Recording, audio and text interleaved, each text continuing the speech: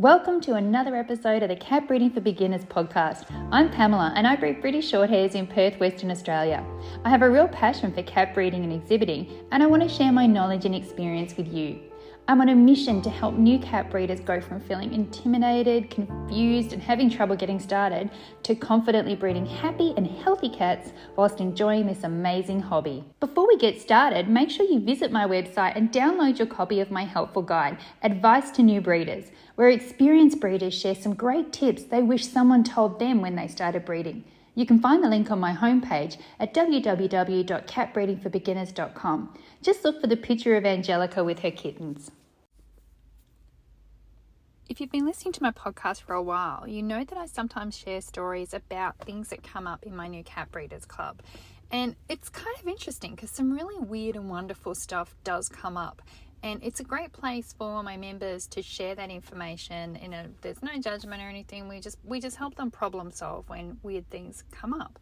And this one was very interesting. So I'm going to share it with you. I'm just going to keep a little bit of it, to myself so that I'm not doing anything about, I've got respect for their privacy.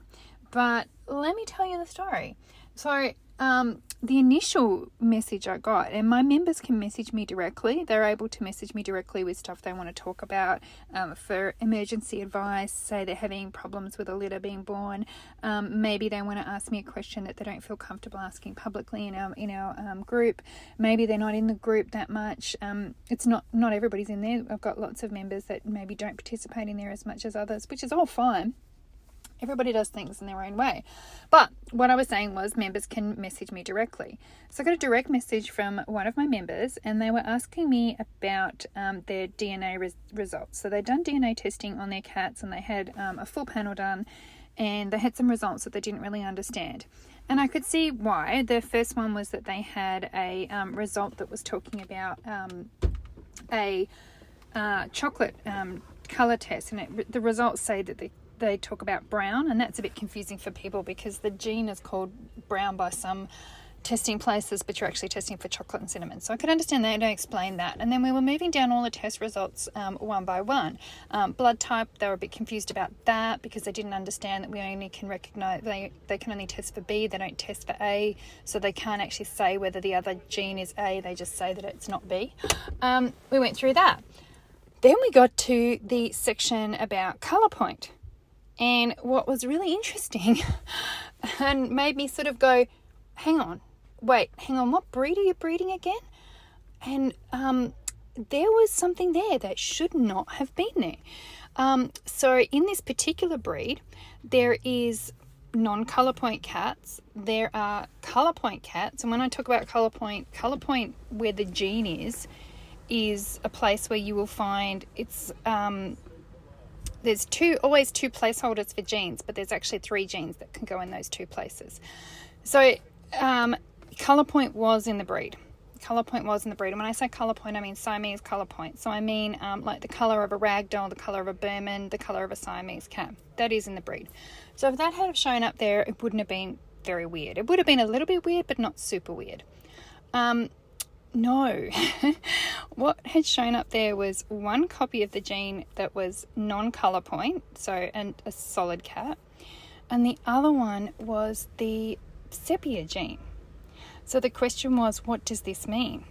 Well, sepia is the colour of a Burmese. So a Burmese cat is colour point, but it's not as obvious as, say, a ragdoll. So if you contrast a ragdoll to a Burmese, obviously, the darker areas on the cat is where the cat's cooler, and that's why we have colour point. I think I've done a podcast on this before.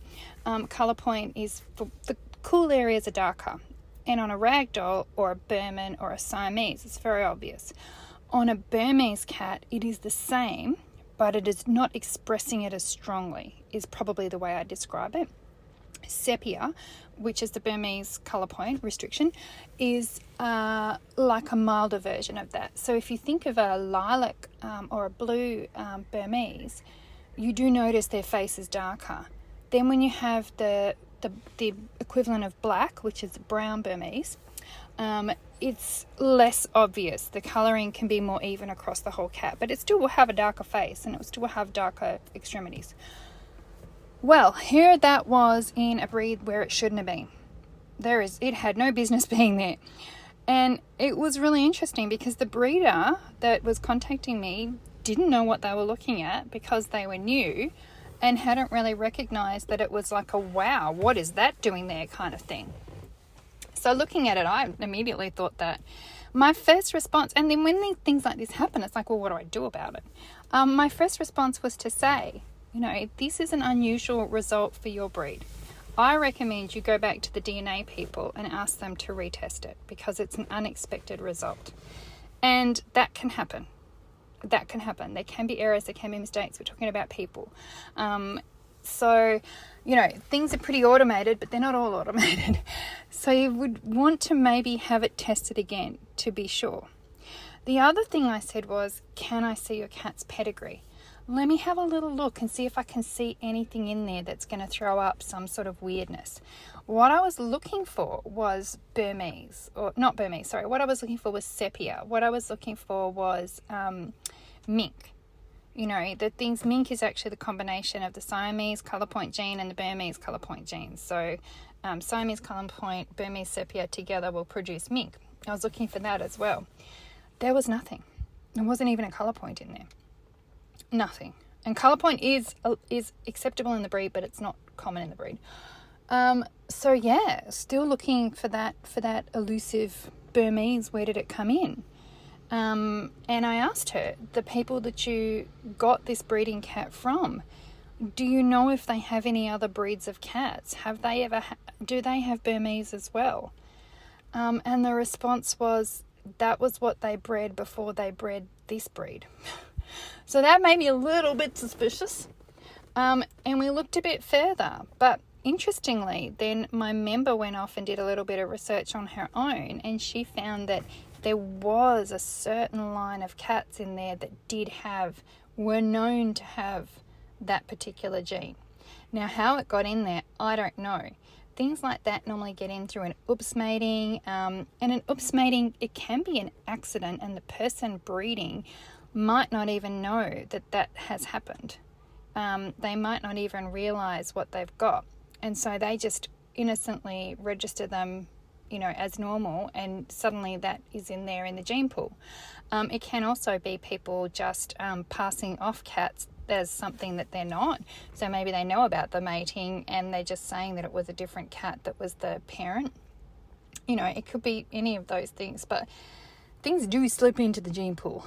But what's really interesting is that particular cat, that particular prefix is way back in the pedigree. So it's really been carried along for a long time. And I'm absolutely shocked that at some point somebody hasn't bred one of this particular breed that actually did turn out to have the Burmese colouring. I'm thinking about it. I'm thinking it would be super attractive. So, it could be a thing. But no, it hasn't shown up yet, unless people have been keeping that secret too. But it was interesting, and I'm really glad that I got an opportunity to help this person unravel the mystery of what their cat has. And now it's going to be something that they know about. They know it's there. And so when they're keeping any kittens from this particular mating, this particular breeding cat, they can then test them and make sure it's not there so that it doesn't go forward. So it kind of can be the situation where the buck stops with them. They can put a stop to this going forward and creating problems for other people in the future. Very interesting. Interested to see. They're still going to ask the DNA to retest the results to see whether or not that actually is the correct result, because chances are that might even be a mistake, which would mean that everything would be normal. And see what happens there. And they're doing a little bit more research into the pedigrees as well. It was really cool to be able to point them in the right direction to go and resolve the problem. It's not really a problem, but to go and get answers to the questions that they had. So I really love that I get to be part of that and get to help people in that way. And I love finding out later on what the results are. And, I'm sure down the track I'll see the kittens that come from this particular cat, and I'm excited for that. So there you go. That's a little bit of a story about something positive and interesting that happened in the membership, which, the membership, what happens in the membership stays in the membership, but sometimes there are stories that are really good to share because with no names, because they're interesting for other people who are new breeders or people who are, even established breeders. It's something new. Everybody can learn something new every day. Okay, so I hope that was interesting, and I'll see you later. Thanks for listening. Make sure you visit www.catbreedingforbeginners.com, where you can find articles, guides, courses and more. Plus, make sure you check out my amazing New Cat Breeders Club. It's a supportive space where new cat breeders can learn, share and help each other. I only take new members a few times a year, so sign up to make sure you don't miss out.